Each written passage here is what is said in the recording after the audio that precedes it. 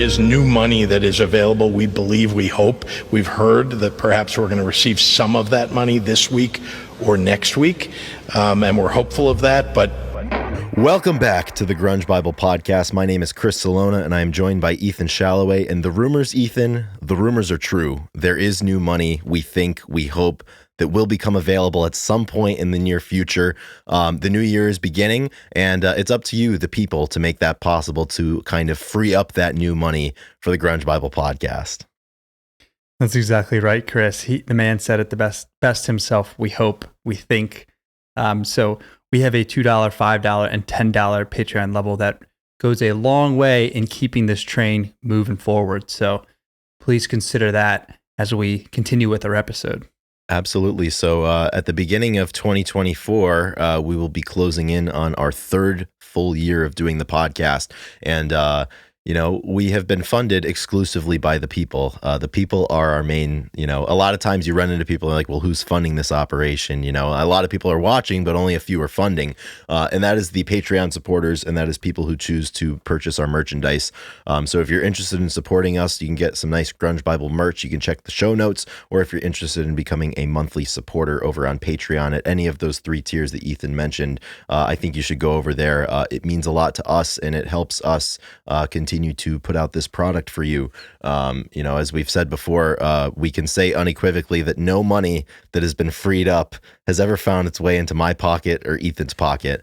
It all goes to the show. So we thank you for the opportunity to continue to make this show, as it's only possible with your money. And as we do, Ethan, I would like to read the top tier supporters on Patreon, and I need to apologize because last week I skipped some names. I was speed running multiple names. We think we don't know, but we think. So last week I was bragging about the fact that I had speed run the Patreon list, and apparently I got a little too comfortable because Rachel Corning reached out to me and was very upset. She wasn't said? I did not say Rachel's name. Wow. And so there were threats made that Rachel's patronage was going to be revoked. But I'm trying to broker a deal that keeps Rachel on board. So I'm going to lead off the Patreon ranks this week with the lovely Rachel Corning. In fact, I'll say her name again. Rachel Corning, thank you for $10. She gets for the she top gets said, tier. she gets said all the time. Enough. That's the thing, If people are listening, they know Rachel Corning is top level patron. Exactly. There's a few people like that. They probably have the list memorized, right? I was saying there's a few people out there that know who the patrons are. And Rachel Corning and Eddie Vedder got me through my second divorce are like the 2 most frequently mentioned Patreon supporters. Yeah. So yeah. That's consolation in and of itself. So you know what? I'm not sorry that I missed their names. Yeah, skip Rachel on this run around again. Yeah, you're right. Don't say her name. Our top tier supporters on Patreon who give us $10 a month and make this possible are Lamellar Bone, Pile of Punk, Debo, Gochu John, Eric R. Berry, Corden Stewart, Keith White, Sherry Matthews, Mike McCready's Mustache, Apona, Granny Grunge, Alex Long, Seattle 4 Fanboy from New Jersey, Eddie Vedder got me through my second divorce, Faith Bittner, Black Hole Sean, Chris LSMS, Nikki 6, Kara K, What the Fuck is Up Denny's, Doug Endy, Millie, The Blue Owl, Fuck Soup, Jamie Lynn, Lauren Irene, Carlene Salona, Jade Mercado, and Alexa Shannon. Thank you so much. That was the inclusive list, and I appreciate all of your support throughout the months and years. But yes, this is the Grunge Bible Podcast, and hopefully, this episode finds you well. It is now December. This episode is the first one of December, coming out on December the 4th. And as we do around here, Ethan, let's check in. How are we today? I'm doing well. It's a Saturday, and I'm 3 weeks post-op from my little shoulder surgery, and it's doing really well. I have range of motions fully come back, and it wasn't supposed to be a difficult recovery. It just needs that 6 weeks or something. So other than I can't load it and do a ton of strength exercises and really push it quite yet. I mean, I could, but there's no reason to. Right. Everything else is going as planned. So that's been my main focus the last couple of weeks. So with that being on the right track, it makes everything else pretty okay, as they say. So yeah, innocence in time. Innocence in time. That's great. How about you, Chris? How are you doing today? I'm good. I feel like it's been a very long time since we've sat down and recorded. Isn't that nice? This. Yeah, it's kind of nice. I feel fresh. I feel excited to do this, which is good because we actually have updates. Yeah, we actually have updates. Well, do I have updates? No, we don't. But I don't have any updates. There's no updates, but like, well, the only update is that there is new money. We think, we hope. Potentially. we hope. Yeah, man. No, I'm and then good. when nothing comes in, exactly. It'll be exactly where we thought we'd be. Yeah, many of us have feared and even predicted. That's what happens when we don't get any new support. Here we are. Yeah, exactly. No, I'm doing all right. I've been like half sick for the last week, and I haven't really done anything about it to take care of myself. So naturally, it's just the show keeps rolling. But actually, the good news: I put my Christmas tree up last night. I was really excited about that. The tradition continues. I usually, like the first Friday in December, usually myself and my grandfather, we go and get our trees, and I put his up, and then he comes and watches me put mine up, and we just kind of hang out for a little bit. So that's really fun. It's a cool tradition. He's 87 years old, so the holidays are really special to be able to spend with him and his wife, my grandmother, who's 86. So that's good. I mean, other than that, I mean, life's just rolling along. I can't fucking believe that it's already December. I'm kind of shook about that a little bit, but I had kind of like a weird morning this morning. So December's coming, the wintertime's here. And I generally I take some different supplements to try to like combat the big SAD. So I do like vitamin D, and I do niacin as well. And I hadn't taken it since last winter.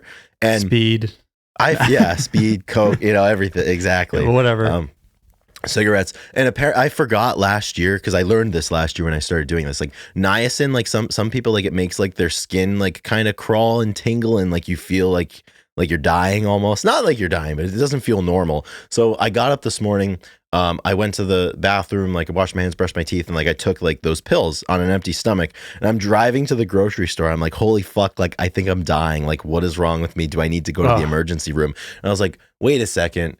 I'm back on the niacin. That's what's doing it. So I think I should probably just stick to the speed, honestly, and leave those two supplements in the drug cabinet there.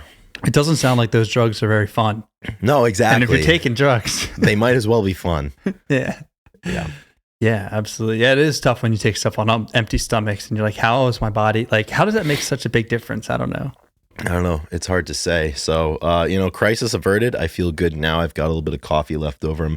As you can probably hear, I'm a little congested, but that's okay. The niacin and the vitamin D wasn't going to help with that anyways. And the drugs might not help with that either. This is Ethan. This is weird. The whole cadence of the episode's kind of topsy turvy right now, since we already thanked the Patreon supporters. We thanked all of the top tier. Very important that we did that. We didn't miss anybody this time around. As you clicked on the episode, you know that this episode is kind of going to be about our 2023 in music. And if you're on social media, you do know that Spotify Wrapped came out. And if you obviously have Spotify, you know that Spotify Wrapped came out, and it's hard to miss it. It's pretty hard to miss it. So we are going to take today's episode to kind of go through our Spotify Wrapped and discuss the sights and sounds of this past year and what we listened to, and maybe perhaps if we were surprised, if we weren't surprised, and just kind of our general thoughts about this great music holiday that is a fantastic and splendid PR campaign that Spotify uses to basically mask the fact that they don't really pay their artists very much. There is no new money. They don't think, and then they certainly don't hope. But you know what? It's such a conflicting thing, but that's not for us to answer. We're just two guys with microphones that we spent money on this year to buy. So before we do that, though, shall we get into some this day in music history? I would love to, Chris. Yeah, I would love to. This day, December 4th, across all years, not just this day, not just this year. Yeah, I almost said 2023. This day, I know this date in music. So I guess let's do the birthdays first. So I think I like the flow of that. We do the birthdays first, and then we get into the random, Beatles shit and whatnot that has happened over the years, because it's on there, obviously. Right. It's always. So before we get, I think I realized why there's so much Beatles shit on there. It's just because they were the most well documented band in history, right? I don't like the day by day happenings of those band members is unbelievable. Like everybody knows, like, oh, like where was Ringo Starr on June 17th, 1966? It's like, oh, you know, he was. We can find out. Find it. And I don't like that, but it's nothing I can do about it. All right, birthdays. Let's lead it off here. In 1944, Dennis Wilson of the Beach Boys was born. That's huge. It is huge, Chris. And I'm a Beach Boys over Beatles every day of the week. 100%. If I'm being honest, the Beach Boys got some bangers out there. Yeah. Oh man, yeah, some good stuff. I'm trying to think. Sloop John B. Some of my favorites. Surfing USA. Obviously, Surfing and then, USA. the Little Saint Nick. I mean, now's the time of year for it. So It is the Little Saint Nick. Little Saint Nick. That's good. Saint Nicotine's Saint coming. Nicotine, yeah. He's here year round. He is. So that was 44. That's like 79 years ago. Okay. My math is correct. All right, next. I don't know this person, Chris, so I'm going to let you take care. I don't think I know. Okay, the Pogues. Yeah, I don't think I know the Pogues. So the Pogues, they were an English kind of like, you know, they were just an important band. I don't really know much about them, but they've been in the news recently because the frontman of the Pogues just passed away, Shane MacGowan. He passed away on November the 30th. Okay.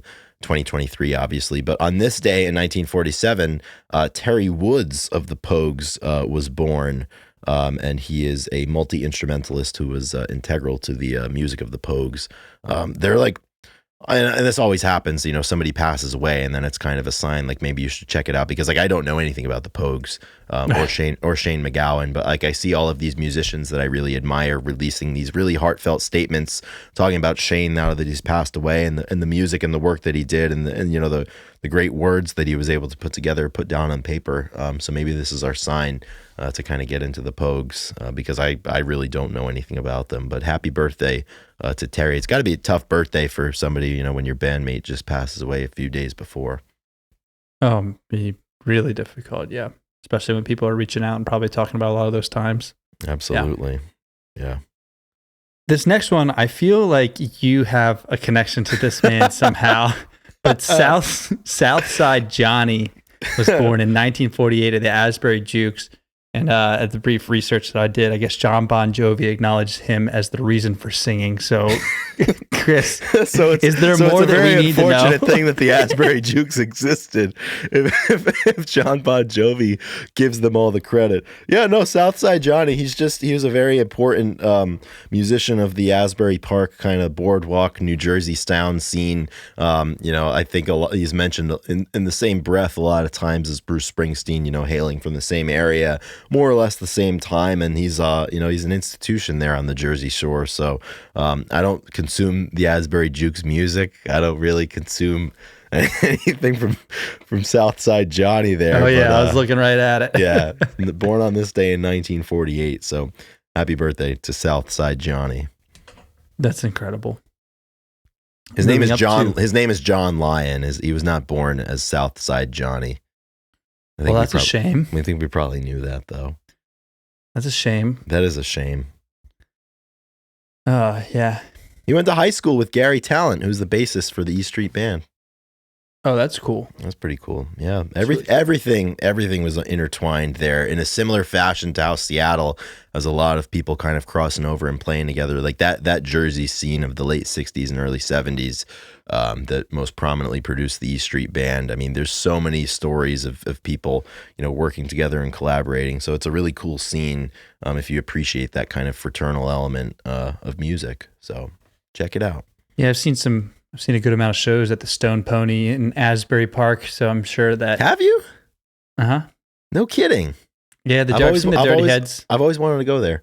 Yeah, I've seen the Dirty Heads there a few times. I think I probably saw the Front Bottoms. Yeah, Stone Pony and Asbury Lanes are two pretty historic venues over there. Petey just played Asbury Lanes on this tour that he was doing. Oh, awesome. Yeah. Yeah, it's pretty cool. It's right by the beach, you know. Pretty badass. Yeah. Even though it wasn't good weather to do the whole double beach and concert effectively, but whatever. Is what it is. Moving up to 1969. Great year in music for all of the reasons of Woodstock and all the good music that was out, but also because Jay-Z was born in that year on December 4th. That's pretty big. Jay-Z is obviously quite influential in the scene and a mastermind in a lot of ways, and producing and making great music. Everything. Yeah. Yeah. Absolutely. Yeah, he's legit. He's worth legit. bringing up.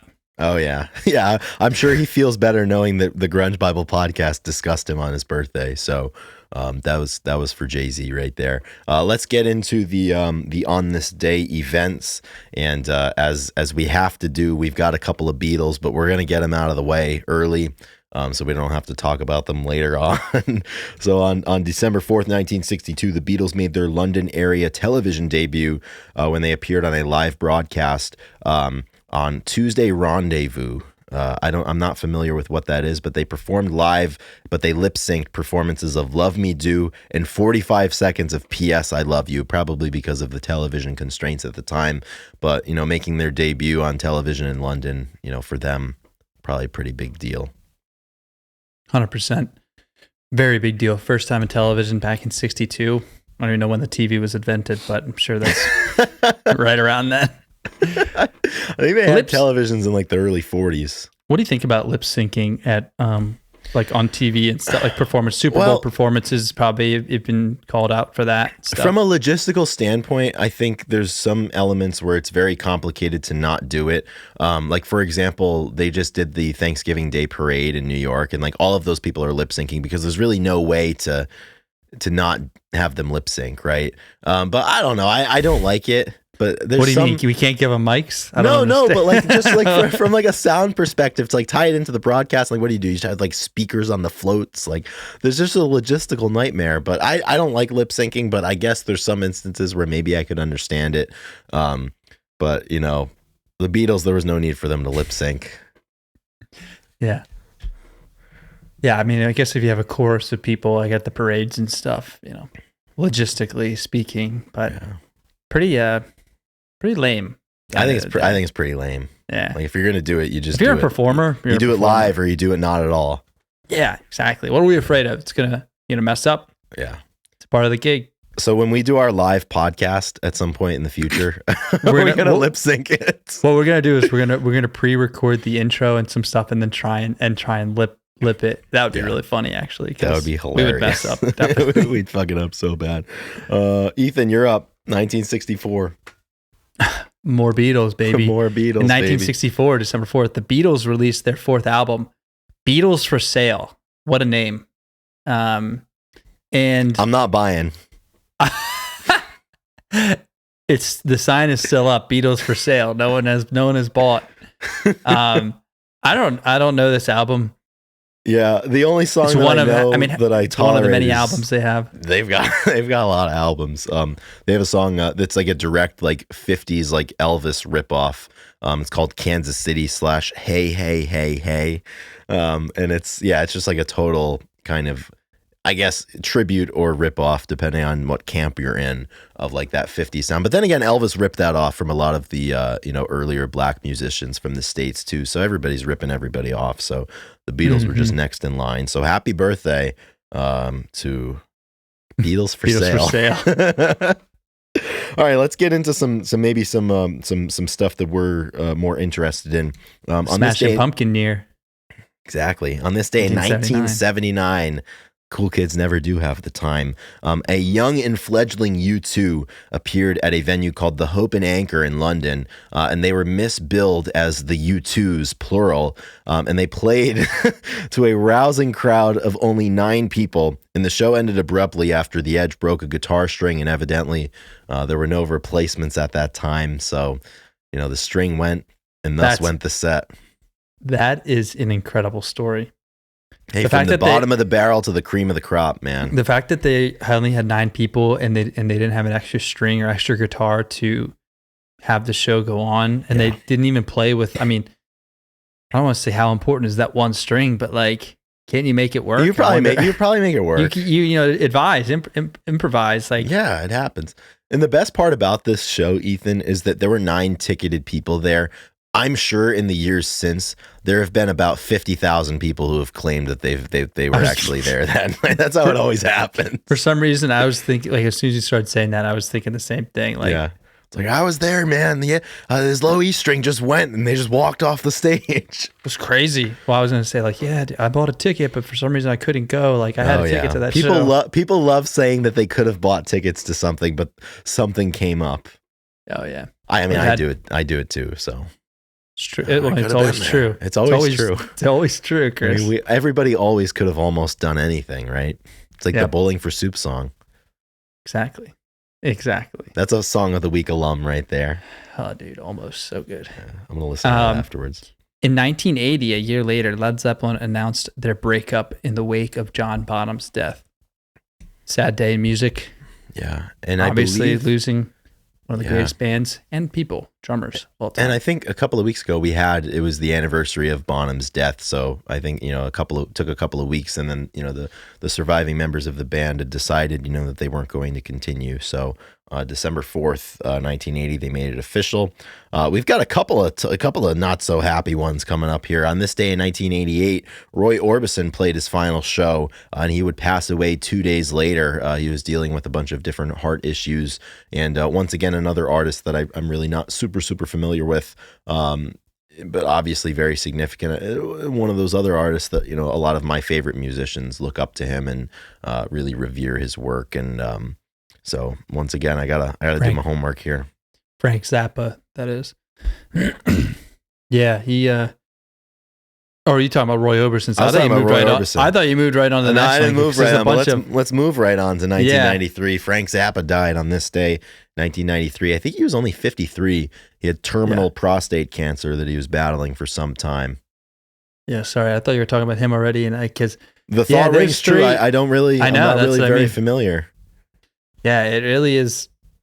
That's a sad one. I watched a few things on him, and he's got some crazy psychedelic. He was stuff incredible. Out there. Yeah. He really pushed the boundaries of music, which you'd love to hear. Fast forward 2011, blues legend Hubert Sumlin dies at age 80, and blues hero. Yeah, I know. He was one of those guys. There's so many of them throughout history that they could just play blues guitar like few other people before or since. And Hubert Sumlin was one of them. There's a lot of good video of him online. And when I was in college, my track and field coach was a big blues guy, and we would always go back and forth, and we would spend some time with Hubert Sumlin's music from time to time. So passed away on this day in 2011, and on this day in 2014 we have a false alarm of sorts. So on this day, and it says, a day after a fake MSNBC story reports the death of Axl Rose. So MSNBC reported his death prematurely on December 3rd, 2014. And on the 4th, Axl Rose tweets, "If I'm dead, do I still have to pay taxes?" But crazy. Unbelievable. Yeah, that's so interesting. Do you think that having misinformation like that is so? I remember when Kobe passed away, and I was like, please, like, be a misinformation, like a leak and stuff. I mean, talk about like releasing stuff like that and it not being true. Like, what kind of person? It's fucked. Holy shit, dude. Well, it's. I think like the for-profit media, and it's like everything is to make money, and like instead of being right, it's more important to be first. And it's not the first time that obviously information that's incorrect has been released as something that's fact. And yeah, I remember the Kobe one. I think TMZ had the scoop first, and they originally said that it was, I think, everybody but him, and then they're like, oh, like it was him, and then just him, and then it was him and his whole family. It's so awful just to like have that like speculation play out, and it's so sad too, and it's got to be emotionally scarring for a lot of people too. Yeah, tough. Yeah, that day in 2020. TMZ, MSNBC. Yeah, hate them. You think how would you react if somebody prematurely reports the death of Grunge Bible? I thought you were going to say me. Maybe, I mean, you too. I mean, it would be if all of a sudden I saw in the news that you passed away, and I hadn't heard from you in like, more than like 12 hours. I'd be like, now that I think about it, this is weird. Yeah. Yeah, no, that would be weird. But if it wasn't us and it was like, hey, like Grunge Bible Chris just decided tweets back like, I've been in hiding. Don't worry. Yeah, don't worry, we're good. Like I thought edible was a little too strong. What would you be if someone pronounced you dead incorrectly? What would be your tweet? I think it would just be, we are so back. We Yeah, are so that back. Yeah. That would be good. It would have to be that. But I think if someone like prematurely reported, like longtime Instagram institution Grunge Bible has announced that they're closing down shop, even if we hadn't decided to, if they announced that, I'd just be like, you know what? That sounds good to me. Let's close it down. I mean, that's how the legacy grows. Is we have to Exactly. pass before our time. So Right. So it could be soon. I mean, everybody has farewell tours and marketing stunts and comes Fuck back. those. I hate the farewell tours. We'll just drop. Well, Chris, off the face hear of the me earth. out. Let's do it. All right. Cash grab. No, I think it would be better. 3 months. We'll take a 3-month break. Yeah. If everybody's listening now, they're going to know it's coming. But That's okay. In January We can 1st will trust be our them. last pod, and we'll come back on April 1st. That sounds good. Or we just don't announce that we're going away and then we just disappear for a while to create intrigue, and then we're like, we're back. I think that would be good as well. But we've got a lot of things to think about for this upcoming year of 2024. But we got to close the book on 2023 first. Ethan, let's get into our Spotify Wrapped. Let's get into our favorite music from this past year, the year that was. And just beginning for me as well, there's been a growing trend, and a lot of it has to do with our friendship. The diversification of the music that I'm interested in continues to grow. And you can, if you just look at my reports from 2016 to now, it just gets bigger and bigger and bigger.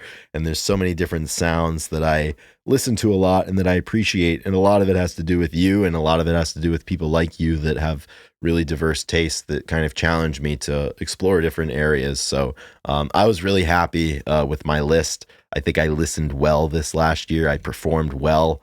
Amen. Yeah, if it's a good feeling, you give consistent effort for 11 months out of the year, and you're rewarded with a quality list that in my opinion, like I love the top 100 compilation playlist that they give you, because it's such a cool time capsule that you can use to go back to any year. I've had Spotify since 2016, so I've got them back to that year, and you just put them on shuffle, and you can kind of remember all of the things that you were thinking about and what your life was like and the people that were in your life. So years from now, I can go back to 2023's playlist and do the same thing. Yeah, it is always fun to look back. I mean, pretty genius idea to incorporate something like this. I think it's pretty safe to say, because we're in the music world, music is very important to us. Like, we are in the music world. Like, I generally like to see what people are listening to. There's a lot of jokes out there. People get really upset. Like, yeah, and I understand. Like, trying to think if like what other people would be into and post, and I'd be like, I don't get it. Yeah. The music is so universal. Like, I like it. I mean, yeah, it's a good marketing thing, and like, I mean, all it does is get Spotify all over the internet, so it's great, right, for them.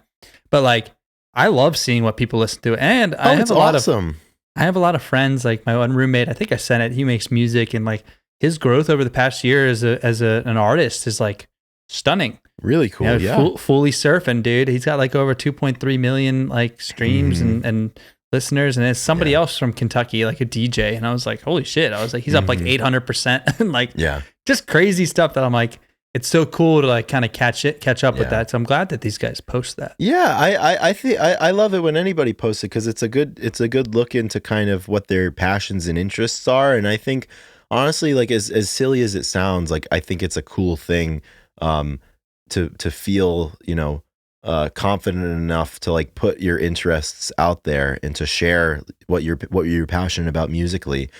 Because I think a lot of people, obviously we're all concerned with what other people are thinking of us. And I think musically that's also a big thing too, because there's like music that people think is cool and people think is not cool, or people think is weird, but I think it's cool. People, put themselves out there and like, hey, this is where I've gone to this past year for, this is what I've enjoyed, and you learn more about people, and you learn more about music that way too. So it's one of my favorite years. It's also historically one of my least productive days at work, just because I'm on my phone looking at Instagram and Spotify the whole day. But, we're allowed liberties here and there. Yeah.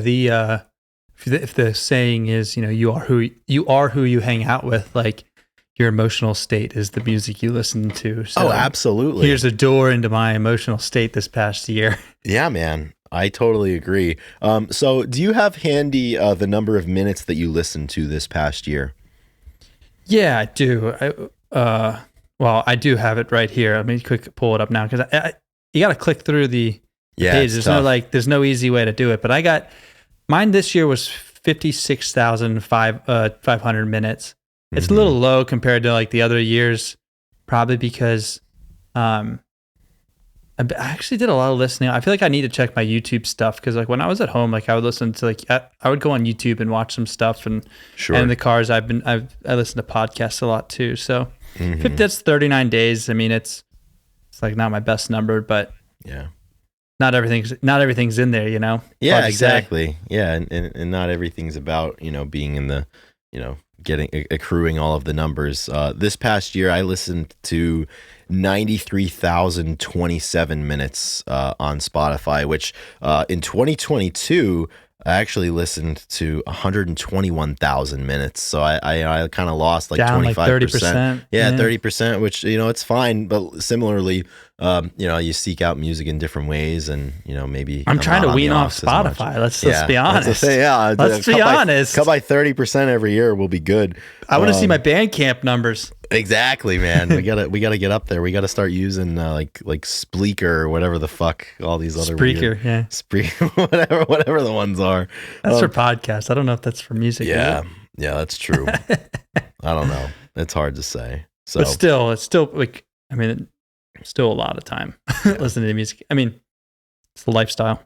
That is the lifestyle, and for me, like I work from home, so I listen to music the whole day. Like when I'm not on the phone or when I'm not broadcasting. How much do you play your?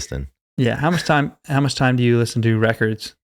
Not very often. I have a really shitty turntable, and it's just like it doesn't sound good, and like it really only sounds good like when I put headphones in, and like it's just inconvenient for me to like lay next to the turntable with my headphones on. So at this point, I just I buy records just to support artists. Yeah. With the mind that one day I'll decide to like get a proper turntable set up with some speakers, and get that set up, and I'll have all these great records that I like to play. But generally, right now, like I'll buy one. If an artist that I like is coming out with something and they press it on vinyl, I'll purchase a copy. To kind of throw my hat in the ring and support and something just so I can sleep at night, because I do use Spotify and it's a nice supportive kind of thing. But there's a lot of ways to support. Yeah, I've been finding myself like in the past like 2 months, I've been listening to a ton more. Got a few more records. So yeah, dude, just got the Chestnut Grove record after absolutely the show. That's really cool. Yeah. So it's been fun to listen to that. But yeah. So should we go top artists 5-1 and then top songs 5-1, or inverse? We'll start with artists. I think that's good. I think artist is more important, right? Yeah, I think so. Than song. I mean, yeah, and it's more holistic. Because the song is, as we'll get to, I think a little bit misleading sometimes. Right. Yeah. We've had some cases of that in the past. I can go first with my top 5 artists.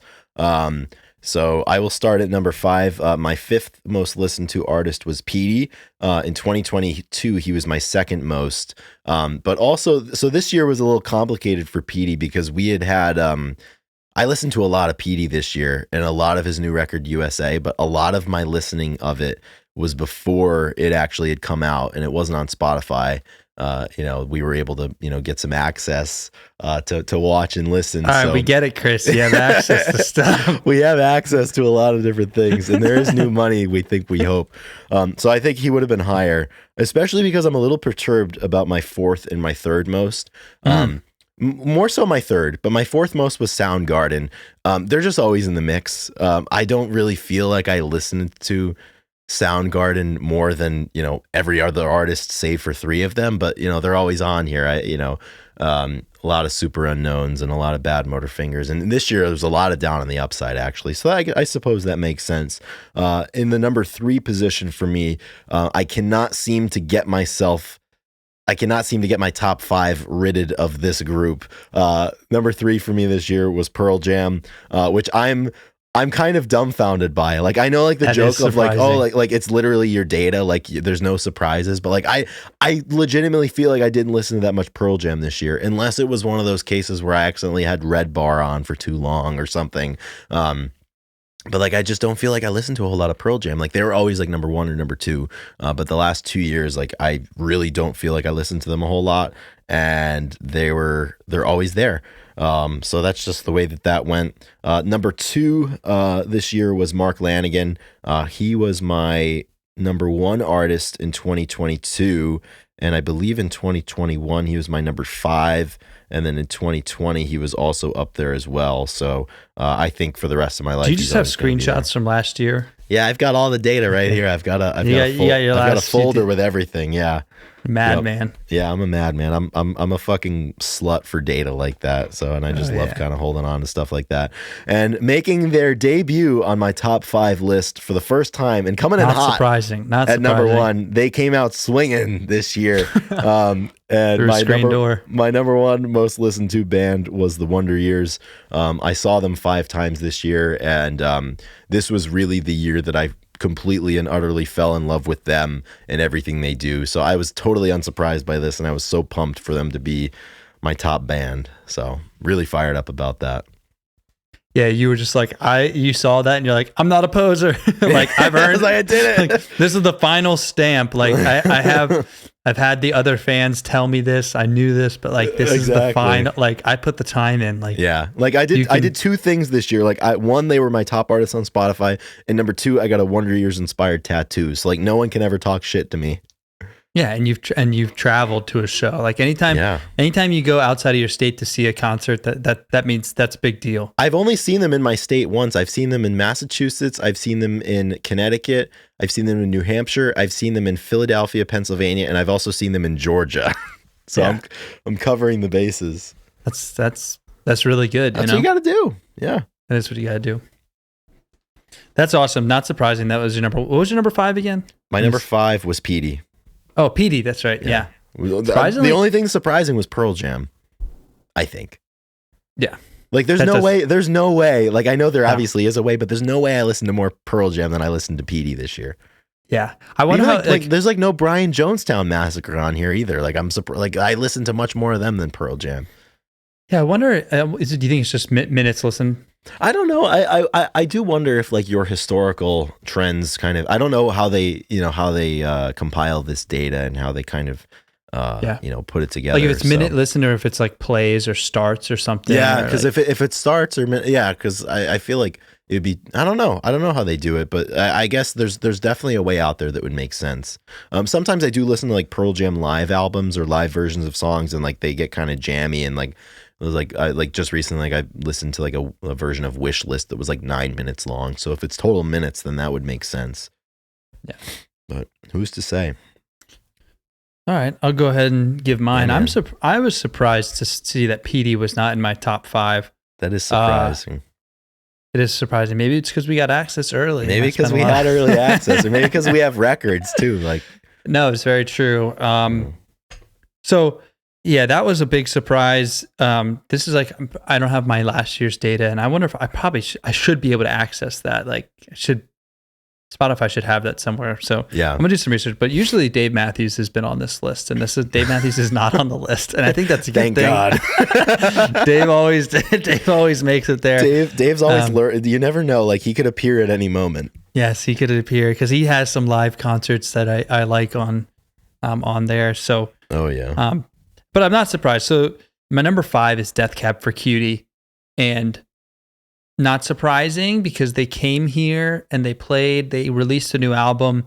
And when we talked to Petey, he brought them up. So there was a big resurgence. Yeah. With You're big them. into the Death Cab this year. Yeah. My peak listening month was July. I like that they did this. And that that's was right very around cool. when we, yeah, that's right around that. when we started talking. We talked to Petey about it. And right. I can't remember exactly what month. I may have saw him in June that was, or May. I might have saw him a little bit before. Yeah, I think it was May that you saw them. But their new album that I believe came out in January. Maybe it could have even been 22. But Asphalt Meadows, it was really good. Loved it. My number 4 I'm definitely not surprised. I think it's a perfect spot because maybe last year I listened a little more to them, but Goose was up there. Yeah. Huge Goose year. Listen to them. Trying to think. I guess I saw them at the end of 22. No, I did. I saw them in the spring. This past year, April 20th or something. And Goosemas is coming up.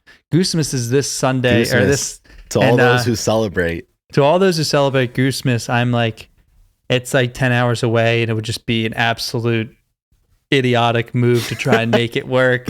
And I'm debating big time because a friend has an extra ticket, but it just doesn't seem realistic. But it's been cool to watch their arc. And honestly, the whole beef, not beef, they don't have beef because they're accepted by Fish and but their fans, it's just interesting to see the collide with the bands and stuff. And it's just so hard for jam band enthusiasts to really, it just needs to be appointed. Bands need to be appointed in the way that they want them to be for to really. So I've seen a few memes and stuff in the past. You just see a lot of that stuff and it's really funny because I like Goose. Yeah. My number 3, my most listened to them was in March, and I think that's pretty much when I saw them. So that makes a lot of sense. That was, yeah. Yep. Thank you. Confirmation. I do remember because we had made very abortive plans for me to come down for that show, but it just didn't end up happening. My number 3, Foo Fighters. Again, not surprising, new record released. I loved the new record. I listened to them a lot. Best month was June. I think that's when it came out. And I realized with a lot of these bands, so I don't really necessarily have playlists that I make like you do. I listen to my songs, and then I download albums. Mm-hmm. And so when I fly, I just have albums downloaded, and these are all the Foo Fighter album I've had downloaded the whole year. So it's my default. And we'll get my number 1 is exactly right. I download a few of his albums, and he's my number 1 artist. Yeah. So these bands are just the stuff that is forever saved on my Spotify for the year. Mm-hmm. The Death Cab and the Foo Fighters and Goose, all those albums. And Foo Fighters, like I said, I love that album, and we had good connection with them this year. Yeah. Number 2, no surprise, the Front Bottoms up there at the top still. Yeah. Listened to a bunch, probably saw them. I think I saw them 3 times this year. Maybe 4, I don't know. Most listened in March, kind of surprising, but who knows? Who knows what I was feeling in March, I guess. Right. Because that also is the same as, my Goose, and the months were the same. Maybe I just listened to a lot of music back then, a lot of travel. But yeah, one of my favorite bands, talk about them a lot. I'm surprised, maybe a little surprised they weren't in your top 5. I was a little surprised. Once again, how the fuck how are they not in there in Pearl Jam is? Yeah, exactly. There's a racket in here somewhere. There's something going on. It does. It doesn't make sense. It does not. It doesn't make any sense. I'm pissed. All right, my number 1, and this one. Just really proud of myself for this one. My number 1. I was shocked. I was shocked too. And this is the same thing when you're talking about the Wonder Years. You're just so pleasantly surprised to see them as number 1. It gives you street cred. It gives you street cred. My number 1 artist this year was Delicate Steve. And yes. And if you don't know who Delicate Steve is, I found him through. There's an animation artist named Joe Kappa who has this skit that is just so funny, and in it, it's the characters from Scooby-Doo and they're camping and they're getting high and they have this music on. Who's this playing? He's like, Delicate Steve. And he's like, Delicate Steve. He's like, yeah. He's like, I like it. And I started listening to them, and all of a sudden had a few of his albums downloaded. He doesn't sing. It's just awesome guitar work, and he's just so delicate, He's Delicate Steve. Yeah. And I was really bummed. I was going to go see him in June, right around Jab Fest time, but it was so tight, and it was in Brooklyn. Things were just really crazy at that time. And if it, like you said, if it was in Philly, okay, but it was in Brooklyn, and it was right. I don't go to Brooklyn very often, so it would have been, it's just total new territory in a lot of ways. So right. It didn't happen, but he's number 1 on my list. When stuff comes up, I'm going. Yeah. Can't wait. So yeah, I was pumped. I'm the 0.01% of fans because I probably listened to that. Fired me up a lot when I saw Delicate Steve taking the cake, because with you normally it is the Front Bottoms or the Gooses of the world. Yeah. But Delicate Steve just going for the jugular, that was really important. I'm glad. I'm finally niche and cool. Exactly, top- man.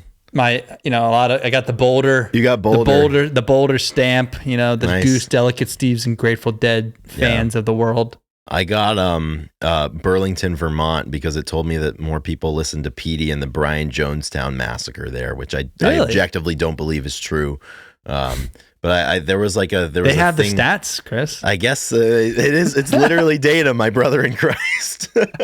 So I don't know, but I guess it's literally data that I listen to Pearl Jam more than every other band except two of them. So who knows? All right, let's get into I'm not buying. I'm not buying it. Yeah, just like the Beatles are still for sale, Spotify's data still for sale. Yeah. Shall we get into our top 5 songs now? Yeah. I think we do it. So I'll start 5-1. Ethan, this is one that made me proud because I think you would be proud of me for this. My 5th song was Trains Across the Sea by the Silver Jews. I saw your list and I was like, no shit. I was like, Chris, actually, since it came out, the last few days, I thought about your list and I went and listened to some more the Silver Jews, and I was like, I'm so glad that Chris that's such a gem for this past year that I'm glad it stuck. Yeah, really proud of you. Yeah, shout out to Andrew Darwin and his influence to have me start listening to them. Thank you, Andrew, and thank you, Ethan. Yeah, this song was I listened to it a lot in late spring, early summer. It was just kind of the way I was feeling at the time. It just kind of explained it in the perfect way. So that one was for sure. Very happy to see that one making the list. I was listening to him. I put him on last night, actually. Nice. And I was listening because I literally think I looked at your list for some reason because we were thinking about this episode. Right. And I put him on and I was like, and I listened to me and you. I listened to a lot of artists that don't sing very well. Yeah. Yeah, and exactly. This man takes the cake for people who listen be like, why are you listening to this? And I don't know, man. Punks in the beer light. Exactly. You're like, I don't know, man. Yeah. I don't know how to say it, but I like it. People say that about Brian Sella all the time too, and I think I told you the anecdote. I took Eddie Vedder got me through my second divorce. Ring that bell. To a Front Bottom show. We went together, and he was like, "Yeah." He's like, "I wasn't really into Brian's voice a whole lot, or the Front Bottom." And then I realized it's just poetry. And then I immediately, once I flipped that switch, I loved it. I think Silver Jews are the same way. There's a lot of artists out there like that, but spoken word. Yeah, it's fucking great. That song's really special to me. This another song I think you'll be proud of me for is my 4th song, and that is Agnes by the Glass Animals. That's another one. Huge. I spammed it the whole year. It's just the perfect nostalgia song for me, and it just kind of puts me in a really introspective headspace, and I like to occupy that headspace a lot. Probably a little too much, but I'm very grateful that I know that song now. And that it's a part of my regular rotation now, so it could be coming back in the years to come. Moving up to number 3, this one I have not an explanation because it's a really good song and I really enjoy it, but the reasoning for why it's my number 3 song, and it is a song by Samia, and it's called Big Wheel. It was her big hit from her album in 2020 called The Baby, and love this song. I have since it's come out. I saw Samia live. She opened for Lucy Dacus last year, and it was really, really great. Her and her band were fantastic. The song live was sweet. But one night earlier this year, I think in June or July, I was listening to this song before I went to sleep, and I forgot to turn it off before I went to sleep. So it just racked up 8 hours of playtime overnight while I was sleeping. So as soon as that happened, I was like, this is gonna come back to me in Spotify Wrapped. But it's good representation. I love this song. It's really, really good. So I have no issues with it. Good. Moving up to number 2, we are going to Mark Lanigan, his song Old Swan from the Gargoyle album. This song just hits different, late at night when you're driving on the highway, or you're smoking a cigarette, under a moonlit sky, and it's just, it's such a feel good song, strangely. And Mark Lanigan said, he's like, this is the only song that I ever wrote that was completely absent of sadness and darkness. And it's just it's got this really cool kind of airy Joy Division-y outro that I really, really appreciate, and it just makes you feel good. This song feels like somebody is taking a weight and pulling it off your shoulders just a little bit so you can breathe well. And I love this song so much. I'm glad that I'm representing in my top 5 happy Lanigan instead of really sad Lanigan this year. Yeah, could have went both ways. That's really good. Yeah. And then my number one song, this was the most unsurprising part of my list, along with my top band. And my top song is from my top band, and it is the Wonder Years song, You're the Reason I Don't Want the World to End, off of their 2022 album, The Hum Goes On Forever. It's the closing track to that album. It is my favorite Wonder Years song. It is the one that inspired the most recent tattoo that I just got. And it is just a fucking perfect song. And I listened to it a whole hell of a lot, and I saw them play it twice live in the spring. And I will never forget that. Yeah, that's awesome. So that was your only Wonder Years in the top? My only Wonder Years, yeah. Which I was I was a little surprised at, but then again, like 2 through 5, like I listened to these songs a lot this year. So I was a little surprised there was no like Low Tide or Screen Door or There. Or I thought like September, when I saw them a couple of times in the fall, I listened to I Just Want to Sell Out My Funeral a whole hell of a lot. My favorites. And I was very surprised that didn't make the top. Well, my next question is how many times does it say you listen to it? Oh shoot! Let's see if I have that. Let's see if I have that story. screenshot somewhere. Yeah. Let me find that. You can start your list while I find it here, because it's there. It's like right. That was right the one before. thing I didn't screenshot. Yeah. It's like the fourth story. Yeah. So for I'll start with the overarching. I got 3 for my top artists. I have 3 Delicate Steve songs. Fuck in my yeah, the consistency. Yeah, we love a consistent king. 3 out of 5, and then my number 3 song is I honestly, like, my number 1 and 5 are both they both are a little cheating, and I'll get into that. So my number 5 song is Looking Glass by Delicate Steve. Okay. And this is off the album After Hours. It's the album that came out, I think, in 21, and just an awesome guitar part. Kind of sounds like it's like Santana-esque. It's not. But it's got the bongos and stuff, and it's such a mood. Like he's one of my favorite artists to listen to late night when I'm cooking or when I'm flying. There's like the main, like, honestly, I just flew, so I can confidently say, like, I think listening to music in the air is one of my favorite things to do. It's so every album. It's perfect. In the airport. I was gonna give the stamp to everybody for the approval. I listened to Blink-182's new album while I was in the air, and I think it's awesome. Oh yeah, the report is in. The report is in. Like I actually was like really impressed by them, and it has like a lot of the Tom DeLonge like Angels and Airwaves feel to it, but then they also have the punk, and dude, it was really solid. I was like, yeah, dude, this is really cool. Great. They didn't go too corny like you can get with that stuff. My number 4 is Wally Wilder by Delicate Steve. And this song is so good. It is so good live. This is the one that I showed you. There's a really good version of him playing live. And I honestly it looks like he messes up and the band is like completely off in the beginning, but he fights through and they finish the performance, and like it has this, like, you got to listen to it. It's a very unique like guitar part intro, and like I said, I thought that they messed up, and maybe they did, but he comes back strong, and it's always about the recovery. It's always about the recovery, and it's like in this tent with, like, I don't know, it's just like in this pop-up tent that you see at like barbecues, which is pretty cool. My number 3 song is I'll Wait by Petey. Oh yeah. And like I said, he got a boost because when I learned this song on drums in September, and I just played it on loop. And that's how a lot of my top songs, like, there are a few like Foo Fighters songs. There's a few songs that are up there that are over like, the years. This has been like Nearly Lost You. Yeah. Like they things pop up. So I'll Wait, awesome song. His first single for the album, and just really, really great song. I mean, I've heard it a bunch now at this point. So a little bit of I think it fatigue. was the best song from but that album. But it is their best song. Yeah. 100%. His best song.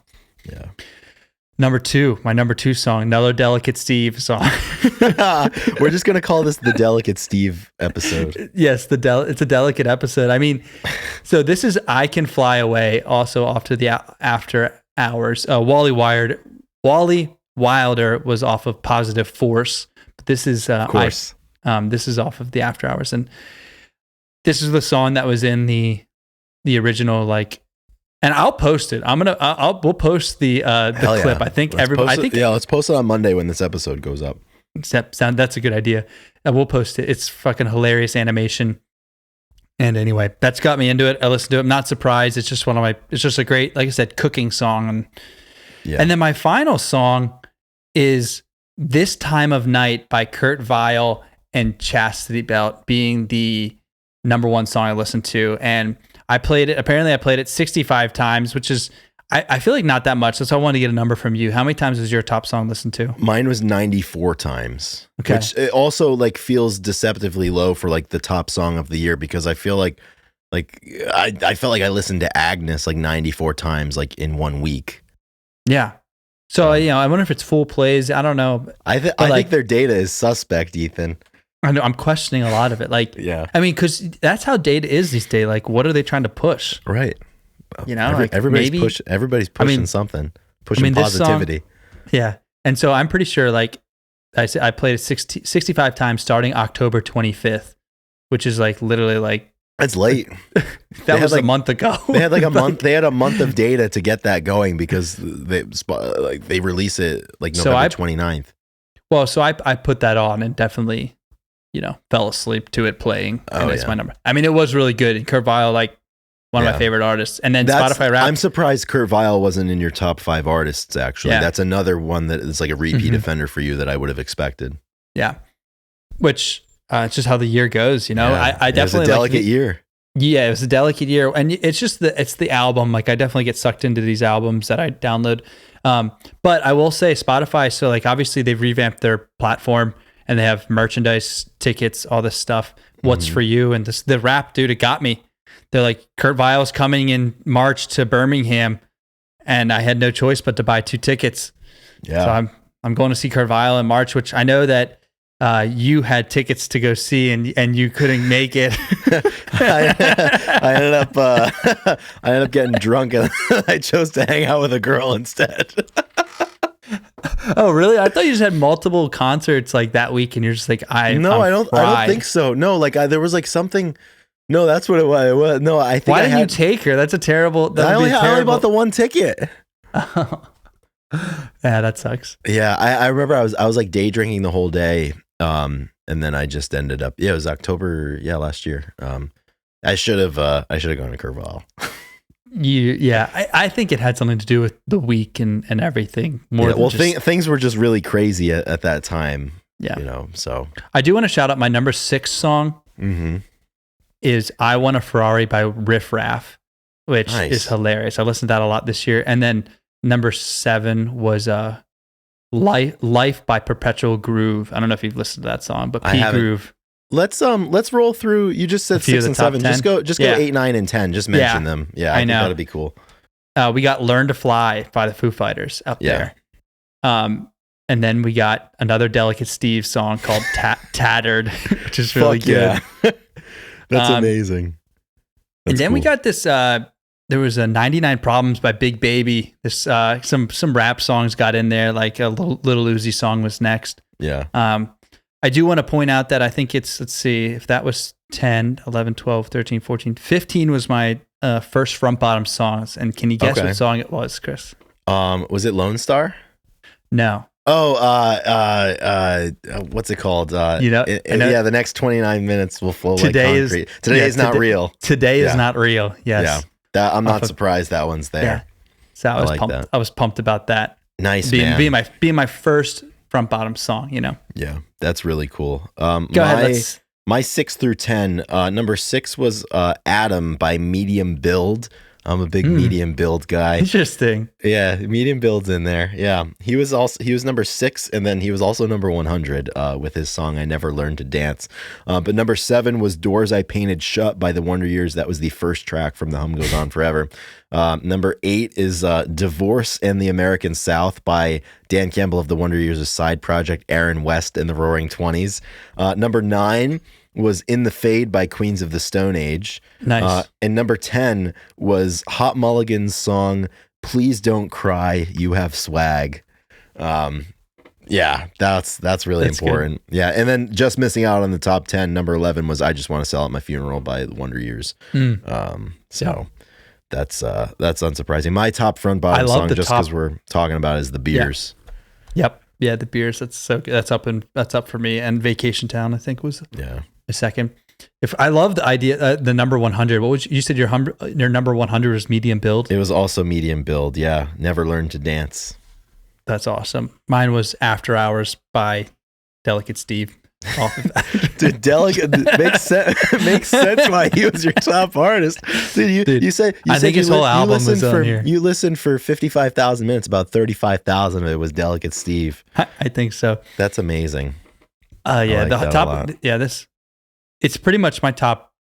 Yeah, it's a lot. It's just those albums kind of like mixed up, which is kind of cool. Absolutely. Do you have any closing thoughts on your Spotify top 100? And then if you don't, I am going to breeze through the Grunge Bible podcast Spotify Wrapped. No, I think the only real thoughts I have on this is, no, I don't really have much. I was going to try and say something like, use it to, listen to more, don't be deterred. I think some people I saw something of people trying to edit their freaking top whatever. It's bullshit. You got to own it. Yeah, what you listen to. I mean, it is kind of weird, and it's just it's a form of a fingerprint. Yeah, so don't be ashamed of what you listen to, and if your goal is to put a young band in your top whatever, then that's very admirable goal for the next year. So see what you can do. Yeah. All right, let's roll through speed round edition Grunge Bible podcast Spotify Wrapped. So this is the with the disclaimer that only about 40% of our listens come from Spotify. Apple Music is responsible for 50%, and then all the other randos have the other 10%. But Ethan, our most popular episode was episode 100, the top 100 grunge songs. And it was streamed, according to Spotify, 990% more than your average episode. So that one was a heater. I thought you were going to say 990,000 minutes. No. No. Let's see. Moving forward, 80% of our listeners discovered us in 2023. 15% of our new listeners began with that episode 100. Unsurprisingly, the United States was our top country, with 48% of our streams coming from the United States, although we were streamed in 80 countries, 80. So that's a lot. Think you can name 80 countries? I'm not going to do it right now, but it'd be really hard. It'd be really fucking hard. Harder than you think. Yeah. Our top 5 countries were the United States, the United Kingdom, Australia, Canada, and Germany. Germany make it in there. So let's see what else we have here. Our listeners' top music genres were rock, pop, and alternative rock. I don't think any surprises there. Our podcast rating at this time, we've got, I think, 228 ratings on Spotify, and we carry a 4.9 out of 10. So out of 10? Excuse me. 4.9 out of 5. I don't care either way. I was just yeah. Let's see if we can get it lower. Yeah, fuck them. Let's see how many followers we could lose, Chris. We have 6,100 podcast followers. So on Spotify. Yeah, I think we could half that by the new year. Whatever this means, Ethan, we hit the charts in 3 countries, and we peaked at number 6. I don't know what chart. I don't know where. I don't know for how long, but we peaked at number 6. So that's good. Last year we peaked at 32. So that's pretty good. Oh, really? Yeah. So our listeners grew by 40%. Our streams grew by 38%. Our follower count grew by 64%. And our number of minutes created grew by 6% relative to 2022. And this year we created 43 hours of podcast content. So additionally, I think these are the cool stats. We are a top 10 podcast for 2,998 people. We are a top 5 podcast for 2,138 people. And there are 675 brave souls out there that listen to our podcast on Spotify more than they do any other podcast on Spotify. So I think that's a really, really cool one. It's a good number. Yeah, it's a good number. It feels good. So that's Grunge Bible Spotify Wrapped. Yeah, that is definitely the best number that you can say. Yeah. out of that whole list, probably. Yeah, and I love how like the top 10, top 5 number is pretty cool. Like if you're in the top Pretty 10, close. like you're in the top 5, because like about 2,900 were in the top 10, but 2,100 were in the top Yeah. 5. So Very close. there's a lot of people who tune in frequently, and I think that's a really, really cool thing. I'd rather have that be a cool number than like the total number of followers or something. So it's cool that people are engaged and people keep returning back to our podcast, which is very flattering. And we're continuing to grow. And it seems like We're about to have our annual episode where we bring Drew on in Dreamcast. Exactly. I can't wait for that one, and I'm sure everyone else can't wait for that one either. So Yeah. that's about it. Where should we go for songs of the week, Ethan? We post our playlist of our songs of the year. Yeah, you're right. I mean, we gave you, there's tons of good music that we've talked about. I mean, yeah. so, I mean, we could do our top song too. Yeah, I'll just throw "You're the Reason I Don't Want the World to End" on the playlist, but then on Monday we'll just reshare our links to Spotify Wrapped. Sounds good. Yeah, I think that's good. I mean, we got playlists, tons of playlists were just made, you know? Exactly. Yeah, think of how many were created right there. So I do have to say, not going to be my song of the week because I just said that it wasn't going to be, but I've been fucking obsessed with an album by the band Spanish Love Songs. It's their album called Brave Faces, everyone. And Ethan, it has been a very long time since I've basically listened exclusively to an album on repeat. Like I'm talking every day, every time I get in the car, like I'm putting this album on and I listen to it front to back. And when I finished it, I just restarted again. I'll have more to say on it when we have more time maybe to discuss it. And I'll probably be a song of the week next week. But I just wanted to get that out there because it's been like the latest thing that I've really been focused on and excited about and affected by. That's awesome. Yeah. That's really cool. Pumped. I'm going to, you sent that to me and I listened to that when I was flying. I only got like a few songs downloaded before I hit the air, but don't spend too much time with it. Like it's really sad and it's tough. It's so strange. So as you proclaim, you listen to it nonstop. All I can do as I say, not as I do. Right. It was really funny, not funny. But I go on Reddit from time to time, and like I'm in like the pop punk subreddit, and like everybody talks about it. So when I found,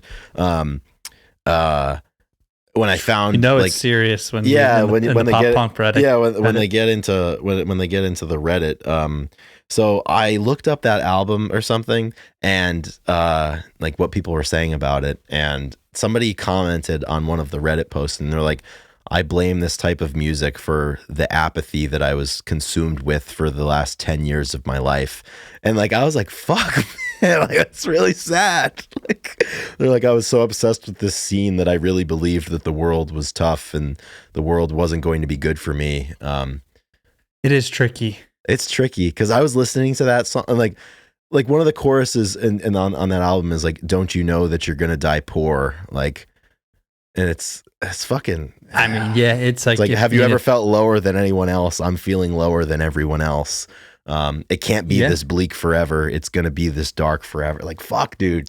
Like, you got to stay away. It's like Chains sometimes, you know, Alice in Chains. You got to ration it out. Chains. I mean, literally, like you said, I mean, or if the people you are who you hang out with, I mean, it really is like the music. I do believe that. Like, I try to listen to, I think that's why I've gotten more into maybe jam bands and stuff. Yeah, I could probably use some of that. It's hard to get really down. I'm wearing, dude, I didn't even realize I'm wearing the Goose Trey shirt right now.